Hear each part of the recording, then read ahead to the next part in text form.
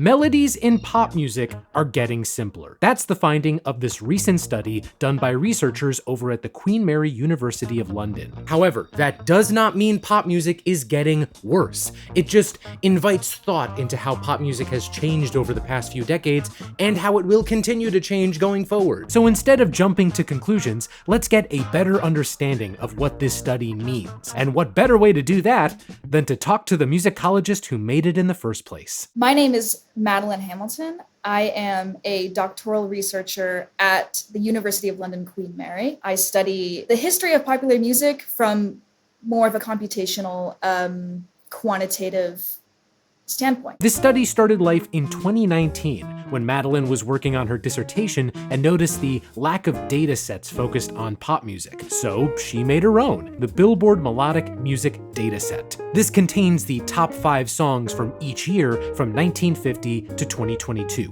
366 songs in total. A week in, I was like, oh no, like this is horrible. I would listen to like 3 seconds at a time, just listen. What are they singing? What are they singing? And then I would notate it in MuseScore.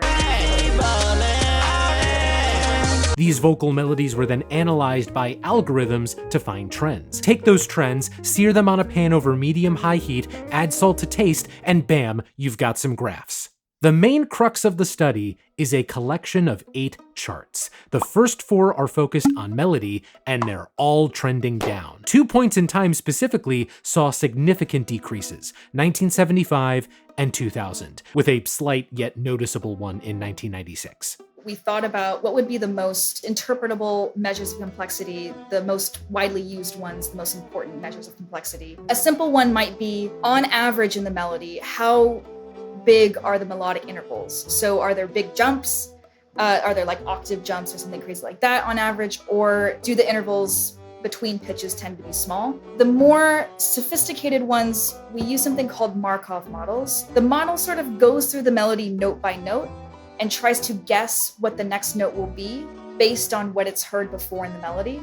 So if there's a lot of repetition of notes and phrases, it will be pretty easy to guess what's going to happen next. And so that will be rated as having lower complexity overall. If there's a lot of unexpected notes, like notes that are not in the key, or there's not a lot of repetition, the model will rate the melody as having higher complexity. So there you have it. Pop music melodies have been getting simpler over the past 70 years, which means pop music is bad now. Goodbye.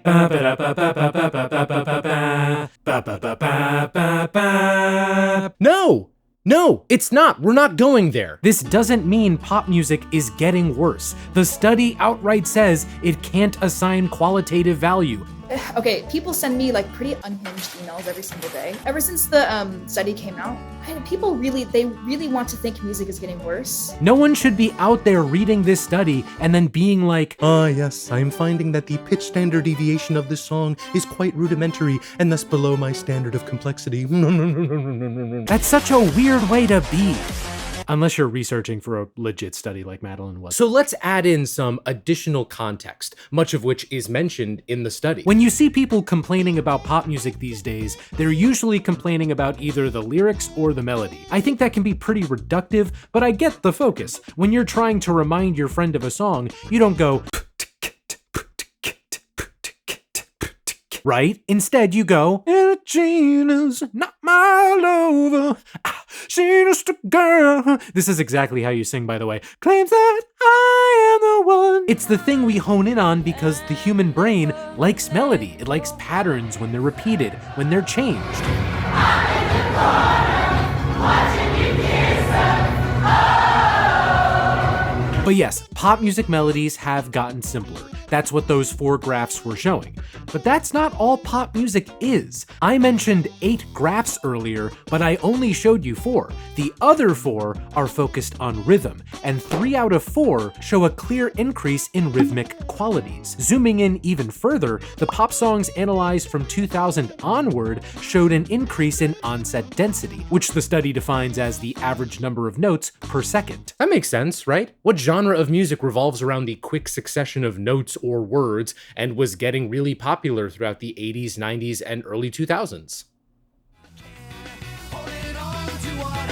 Rap, it was rap. Though I gotta stop another potential narrative from forming in your brain. This isn't as simple as, rap music is ruining pop and also society. Rap? More like crap. The New York Times piece about this same study points out how the two big drops in 1975 and 2000 correspond to the rise of disco and stadium rock and the rise of hip-hop, respectively. That isn't wrong, but remember, the study is pulling from a data set that only examines the top 5 songs of each year.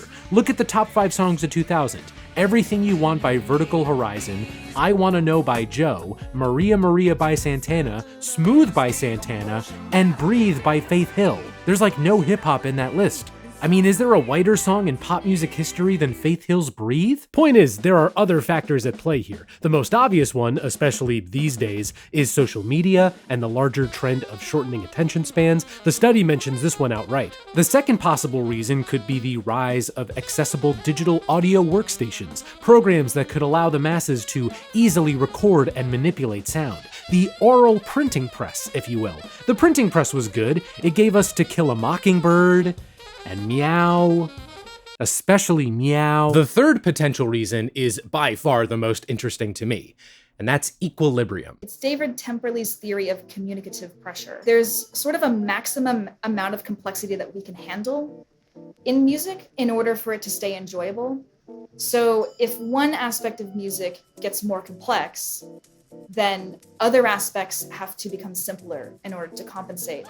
And he uses this idea to explain how different genres kind of evolve. So, for example, in rock music, you generally have like a super steady drum beat. And he speculates this is sort of why you can enjoy those crazy guitar solos, is because you have this like steady beat in the background. That's very simple. So while melodic complexity declined over the past 70 years, pop songs may have been getting more complex with their rhythms or their timbres. Take yourself back to the 1950s. Recorded music was far more primitive back then. You put a bunch of singers and instruments in front of a microphone or microphones, and they made music. There was no room for sounds that could not be made by humans, so the complexity had to come from the performers themselves. Then we moved through the 60s. The Beatles were all like, "Turn off your mind, relax and float downstream." Then the 70s, the 80s, so on, so forth. The studio becomes more of an instrument. Artists experiment more with not simply creating music, but creating new sounds. And in the present day, an artist can create any sound they want with the right attitude and a DAW. Sounds themselves can be the most complex things in a pop song. If you open up like a pop song, like the project file, there's like a million different instruments. There's so much going on. On the absolute like farthest end of the spectrum I could think of, you've got like 100 gecs or JPEG Mafia. I think if someone born in the 30s, if they listened to 100 gecs, they would immediately die. Yeah, the small Victorian child hearing like Money Machine or something.